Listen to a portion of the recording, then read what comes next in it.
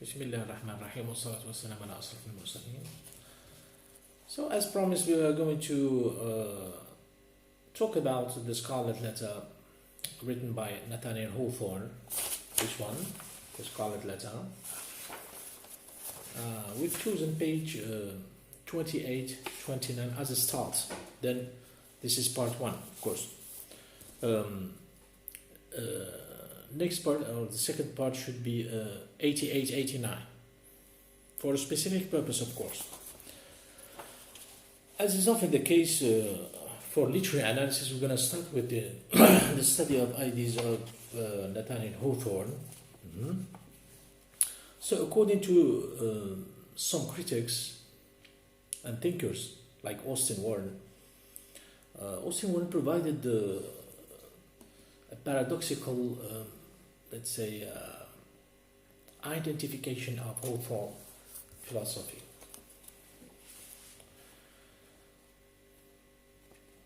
He advances that Hawthorne as the defender of Puritanism. Underline this one, defender of Puritanism. You know what is Puritanism, of course. We have spoken about this last time. Its opponent and satirist, a transcendentalist, the adversary of the movement, a believer, a skeptic, a democrat, an aristocrat, a moralist of the New England rigor and even prudery, a prophet, albeit perhaps unaware of Freudian gospel, a romantic imbued with belief in the essential rightness of human instincts and faith in the masses, a Christian and realist with suspicion of reform and no credence of progress. So starting from this quotation, we are going to, let's say, underline the philosophy of Nathaniel Hawthorne. What is special with Nathaniel Hawthorne is that he was claimed, identified like a Puritan, purely Puritan, but at the same time against the Puritanism itself.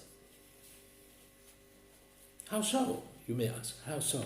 Yes, it has something to do with the flexibility. So, as Puritans are severe, harsh to some extent, or to great extent with sins, Hawthorne started in his writing to satire. It is said here that he was its opponent and satirist. So most of the narrative techniques are satire, irony, and mock, of course. Transcendentalist. We're going to see what is transcendentalist. Something that transcends the ability to understand doctrine, or if we consider Puritanism, of course, the adversary of the movement, which is Puritanism, a believer. He believes in the reform of the church since he was brought up in Massachusetts, a Puritan society. A skeptic. Here, skeptic, skeptic refers to his acquaintance with the metaphysical school thoughts. Back to Britain, because writers are philosophers. They read in order to write, and there is something like which is called an authorial fusion, either intentional or unintentional. We are going to see some examples in the text. A democrat, an aristocrat, a moralist, a prophet, albeit perhaps unaware of Freudian gospel. It means psychology, which was introduced by William James, the psychological model, in the late 19th century to the beginning of the 20th century. a romantic imbued with belief in the essential rightness of human instinct and faith in the masses, right? Faith in people, so to speak. So, what it is about this novel? Its genre is a romance. It is considered as a romance, right? It is written in prose, a fiction, narrative fiction written in prose. Almost, let's say, more than 250 pages. So, in this excerpt we are going to examine, of course, the figures of speech. At the same time, we shall examine some other elements. I wouldn't say that are alien to you, but I will introduce you to some like the narrative techniques, metafiction, right? Such were some of the people with whom I now found myself connected. I took it in good parts at the hands of Providence. Now here, at the hand of Providence is, of course, a personification, right? And Providence with the upper case P. Providence is capitalized. It is sustained by God, something like sustained by God. It is the very aim of the Puritans in the Newfoundland. Right? Here the story takes place in Salem between 1642 and 1649. So you imagine the setting, and the Puritans arrived at, around 1630. So, after 10 years, the movement was at its peak. All right? That I was thrown in a position so little akin to my past habits. I was thrown is a metaphor, and I was thrown into a position so little akin to my past habits is a understatement for emphasis, and set myself seriously to gather from it whatever profit was to be had. Now, next sentence would be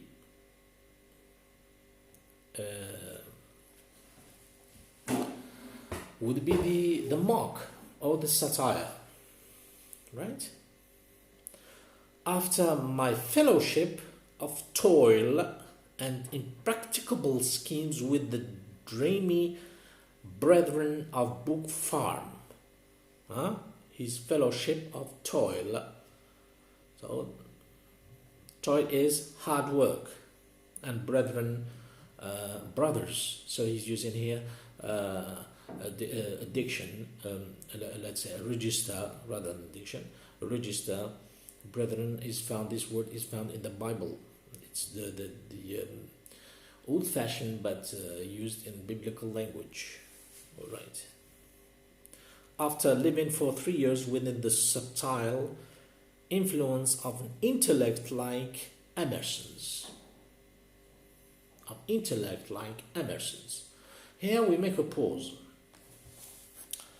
Like, of course, is used to provide a simile here. Emerson is a contemporary of Hawthorne. Here it is a reference. Ralph Waldo Emerson, 1803-1882. He is the author of The Oversoul. And he is a transcendentalist. This sustained the fact that Austin Warren, deems Hawthorne as a transcendentalist rather than a romantic. So people refer to him as a dark romantic. All right. All right. Now we carry on. After those wild 3 days on the Sabbath. Sabbath is a river. Sabbath is a river in Massachusetts, river valley, of course. Here we refer to it is a reference.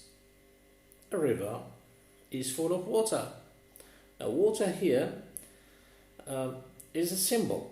We have seen this in writing about symbols. Water can be like symbol of life or symbol of obliteration. Indulge in fantastic speculations beside our fire of fallen boughs with Ellery Shannon after talking with Thoreau about pine trees and ancient relics in his hermitage at Walden. Two references, Shannon and Thoreau. Henry Shannon is also a poet, right? Henry David Thoreau is also a contemporary of Hawthorne, and he is one of the leaders of the Transcendentalism. Walden is the book written by Thoreau after his meditation with nature. This is why he said that about pine trees. At the same time, it's a kind of mock, so that the mock reveals the style here. You may wonder why have we started with the page 28 and 29. We started because at the beginning there is a providence. Providence is the sign of Puritanism. Hawthorne as being a Puritan, and he starts like adding some names here, some outstanding figures, in order to sustain his case as being the defender of Puritanism at the same time, and the skeptic and the transcendentalist. Yes, after growing fastidious by sympathy with the classic refinement of Hillet's culture. Hillet is always, he's a lawyer and author, 1808-1879. After becoming imbued with poetic sentiment at Longfellow's Hearthstone. And here, there is a hyphen. Punctuation is also important. You have to pay attention to punctuation in the narrative, because everything means something. Longfellow here, Henry Wadsworth Longfellow, is an American poet, 1807-1882, Massachusetts. He's a Puritan, so most of them, if not all of them, are from Massachusetts. So here he's talking about some outstanding figures that are known to the general public, to the public that is present at his time, to his contemporary audience, but at the same time he's aiming at talking, let's say, communicating, because patterns of communication in narratives are very important. These are some patterns, references as speech acts. So these are speech acts. The author is communicating with the readership, a remote readership, of course. Please follow. So here we stopped at hyphen. Now, it was time at length that I should exercise all the faculties of my nature and nourish myself with food. for which I had hitherto had little appetite. Understatement. Is it food itself, like veg and bread, and is it food or something else? In the next paragraph, this is the first paragraph. Now listen. Even the old inspector was desirable as a change of diet to a man who had known Alcott. I looked upon it as an evidence, in some measure, of a system naturally well balanced and lacking no essential part of a thorough organization, that, with such associates to remember, I could mingle at once with men of altogether different qualities and never murmur at the change. This whole paragraph is a satire, something like he is satiring the old inspector. The forthcoming paragraphs he is going to talk about other inspectors in the custom house. Look, as a change of diet, even the old inspector was desirable. So, as a change of diet to a man who had known Alcott, I looked upon it as an evidence, in some measure, of a system naturally balanced and lacking no essential part of a thorough organization, that with such associates to remember, I could mingle at once with men of altogether different qualities and never murmur at a change. And the men are the previously cited outstanding figures. Here, the meaning of this paragraph is that the diet is changing. And the old inspector desired this change. The system naturally well balanced. When you say naturally well balanced, the balance here is through the mixture of the very thoughts and every one of these outstanding figures that provide the pillars for the society, the Puritan society. This is a kind of reform of Puritanism. It was first the reform of the English Church, then the reform of Puritanism in Massachusetts. Although the setting was in 1642, but here the narrator is the writer. All right? When paragraph finished, he started. Now, all this done, you have to make connection with all the outstanding figures. Some of them are thinkers, philosophers, poets. So the kind of, let's say, genres of literature. If you combine them, you get literature. So he started the third paragraph with literature. Its exertions and objects were now of little moment in my regard. Another understatement. I cared not at this period for books that were apart from me. Full stop. The first sentence, literature, is the first word. The second sentence, or the third sentence, nature, except it were human nature. So he advances that human nature should prevail while dealing with the law of Puritanism, or the laws of Puritanism, since Puritanism was feeding from or fed from the system of humanism, Martin Luther. Yes, Martin Luther, the philosopher, the German philosopher Martin Luther.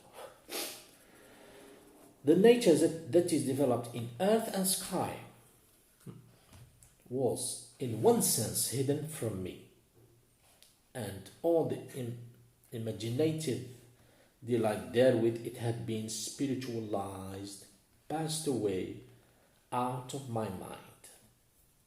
You see here? This very sentence, look, the nature that is developed in earth and sky was in one sense hidden from me, and all the imaginative delight therewith it had been spiritualized, passed out of my mind. Here, the author is stating the elements of Romanticism. I know that we haven't tackled yet Romanticism, but these are elements of Romanticism. A gift, you see? Pay attention. Literature, nature, a gift, a faculty. If it had not been departed, was suspended and inanimate within me. There would have been something sad, unutterably dreary, in all this, had I not been conscious that it lay at my own option to recall whatever was valuable in the past. What is it in this sentence? Yes? It was a gift, a faculty. If it had not been departed, was suspended and inanimate within me. Now, the fact that he didn't do anything until his maturity, he said that this thing existed in him. Then it was suspended in his mind, inanimate. This gift or faculty, either gift by God. A gift is something like given by God, and the faculty is something with the mental, with the cognition of the human being, right? So here you see the complexity of the style and what is meant here, and you cannot just read and go on. You should stop at each word and deal with the meaning, with the hidden meaning, with the symbol, and what is doing here, what this word is doing within this sentence. The same narrator here. I believe it's the author. There would have been something said unutterably dreary in all this, had I not been conscious that it lay at my own option to recall whatever was valuable in the past. My own option to recall whatever was valuable in the past. And which past is he talking about here? Let's get back to the first sentence or the second here. Providence that I was thrown in a position so little akin to my past habits. What were his past habits? Hawthorne. In the biography of Hawthorne, it is said that he was a congregationalist, but he never attended the church. He was a Unitarian. He never attended a liturgy or liturgy. Émilie Montaigu advanced that he was basically a Puritan in his definition of Puritanism.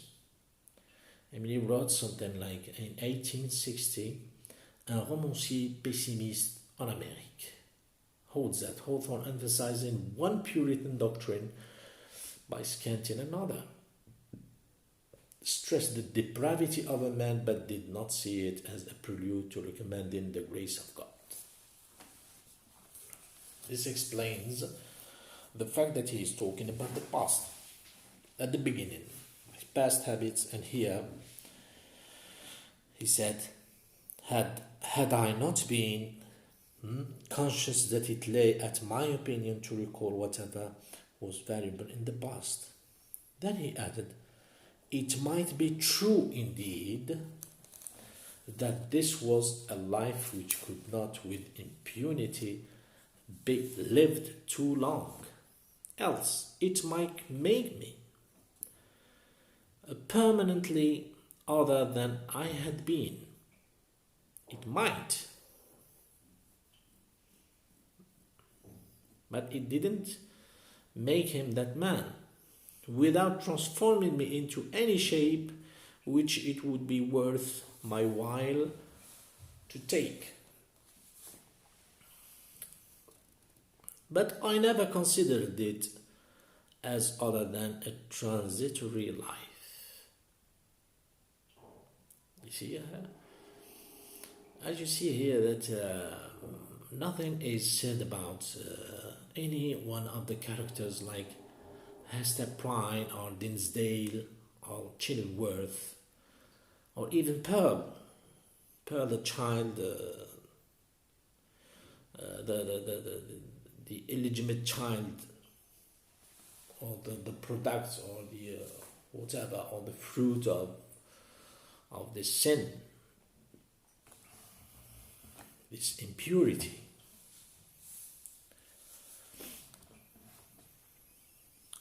Carry on.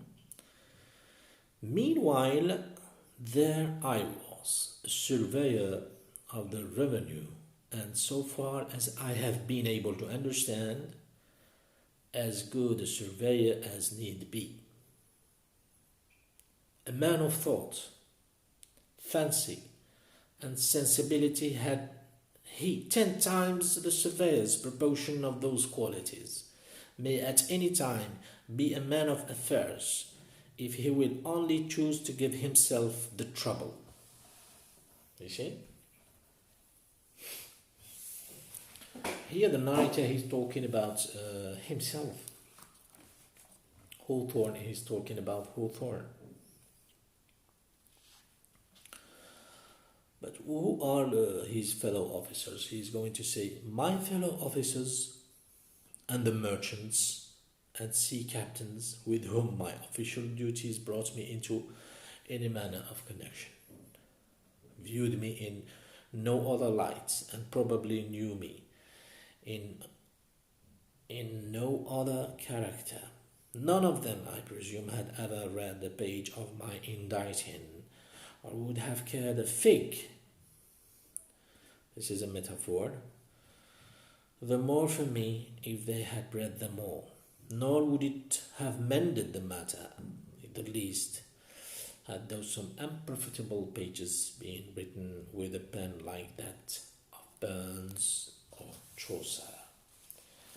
Pen like of Burns and Chaucer, here a simile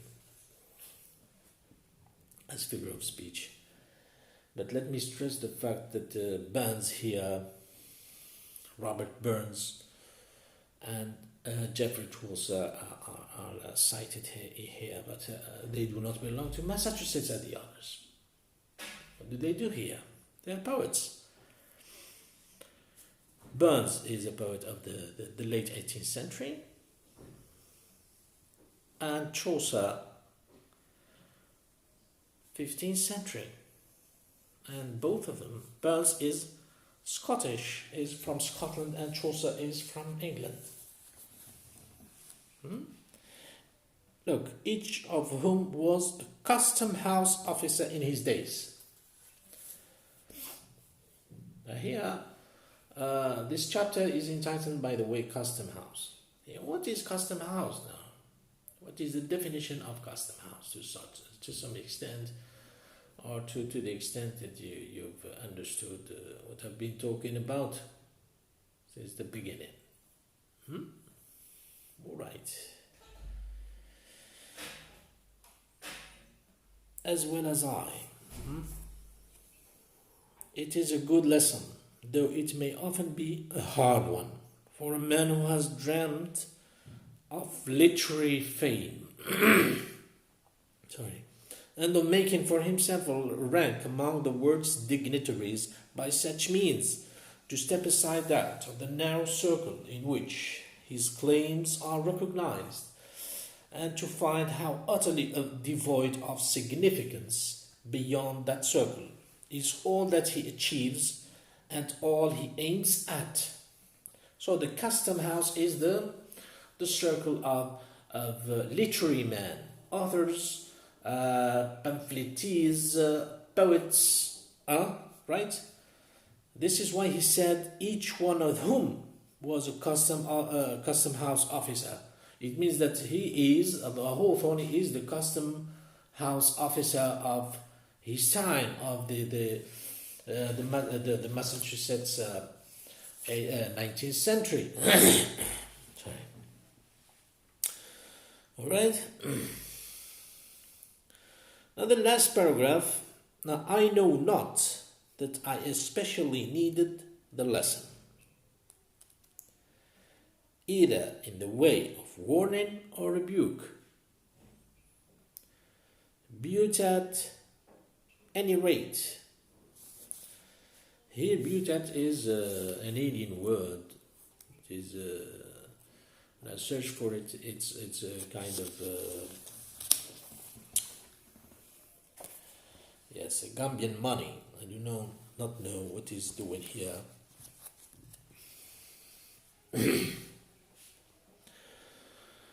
If you can find the what is but at any rate, you may add it to the analysis, please.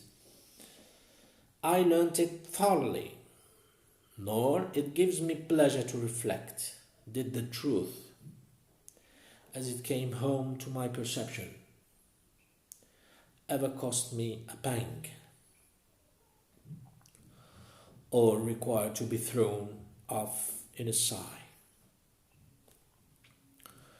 Require to be thrown off in a sigh is a metaphor. Pang is the meaning of painful emotion. I'll finish reading this. You may wonder what it is about this excerpt. But in my opinion, this excerpt is about metafiction. It's about literature of literatures. At the same time, this kind of metafiction. Stylistically speaking, the satire or the mock is a narrative technique. It is said to be set, right? Set. We set this as a narrative technique special for Hawthorne. Hawthorne is a satirist, right? Despite the fact that he's transcendentalist, so he's mocking when he's writing. Let me tell you something about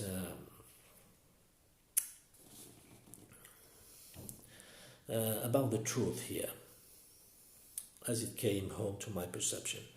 The truth is something, it's a concept here in literature, a concept that is stressed by, highlighted and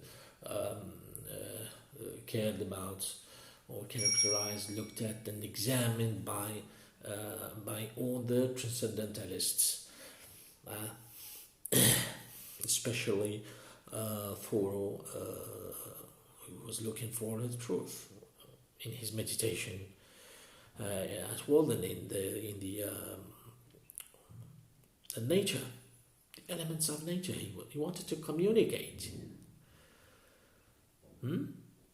Communicate with nature, but at the same time transcend the capacity. The nature is communicating with something else, with the divinity, I believe. Let's not rush to the course of romanticism and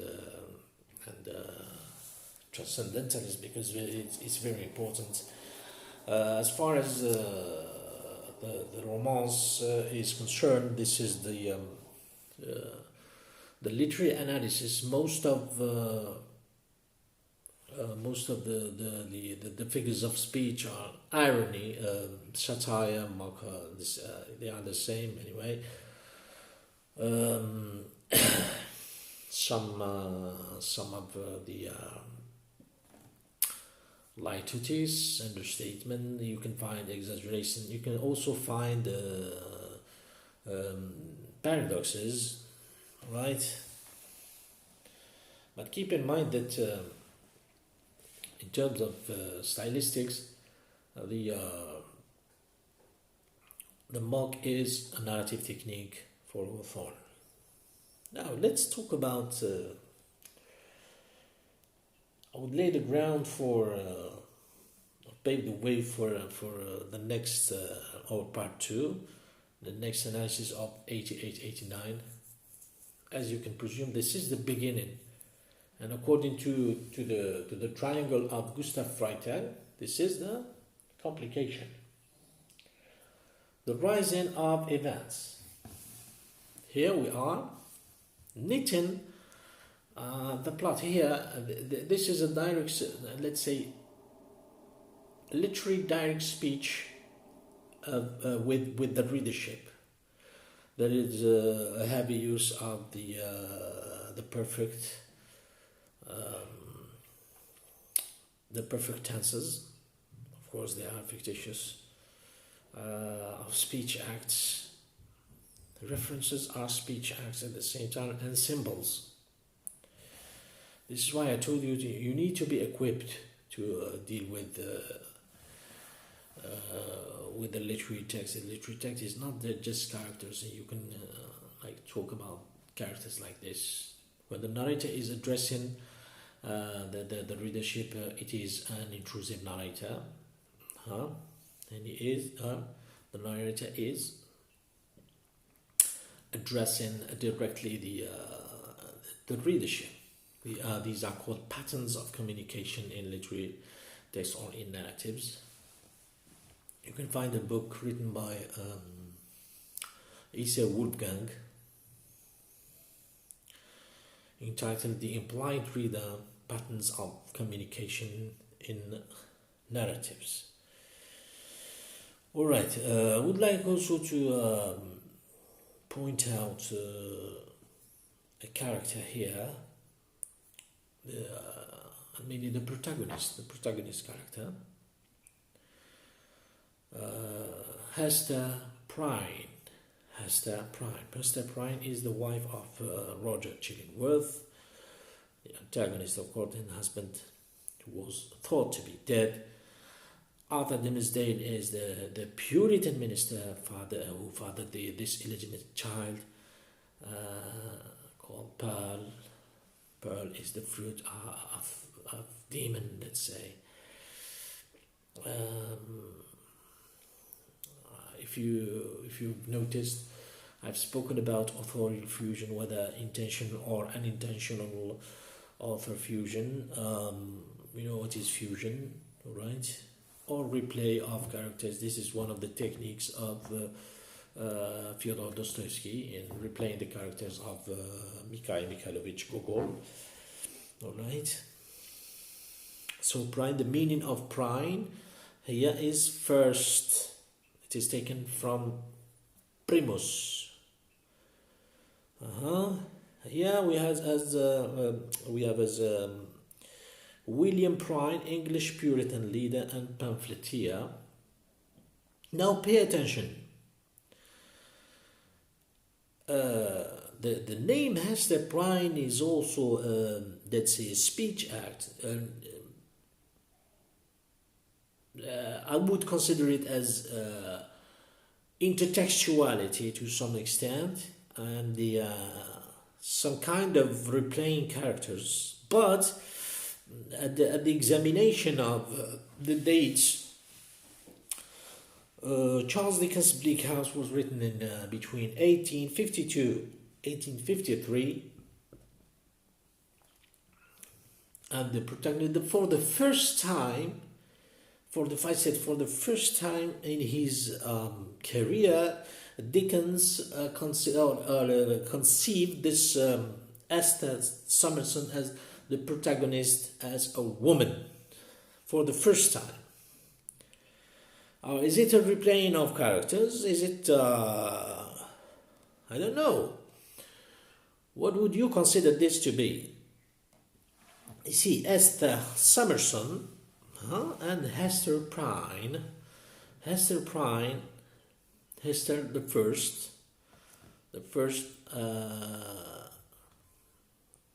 This is my own opinion. Hester prime, it means that primus, the first Hester, and it is Esther. H is R stands for Hawthorne. H, right? And the TH instead of TT in the United States, in the New World or America, or the colonies if you want. But it was America at the time, 1850, after the independence of the colonies. And 1852, 1853. I mean, they were like contemporaries, but at the same time using characters. This character is quite paradoxical to some extent. It shouldn't be oblivious to some experts that there is a kind of relationship between them, as the Summerson in Dickens. Knowing that Dickens also has this or had this kind of satiric stylistic narrative. It was a narrative technique, or a prevailing narrative technique, or a major, let's say. All right. So it was the first part of this analysis of this romance, this narrative fiction, of a dark romantic, of a presumed transcendentalist, of a philosopher, of a Puritan who wasn't like a Puritan with the uppercase P. Or next time we're going to deal with 88 and 89 and wind up with our conclusion or our analysis. Of course, you are going to analyze 28, 29 after part 2 to 88, 89. Then after you are going to tell me why did we choose these pages in particular, and don't forget to mention the replaying of characters, of the notion of authority fusion, whether intentional or unintentional, or what is, and to answer this question. I would like you to answer this question and send it to either in the platform or my Facebook page or by email. All right. Where does lie the intentional fallacy of the author in this excerpt? Where does lie the intentional fallacy of the author in this excerpt? Thank you very much for your attention. Assalamu alaikum wa sallallahu wa sallam ala Sayyidina Muhammad wa ala alihi wa sahbihi.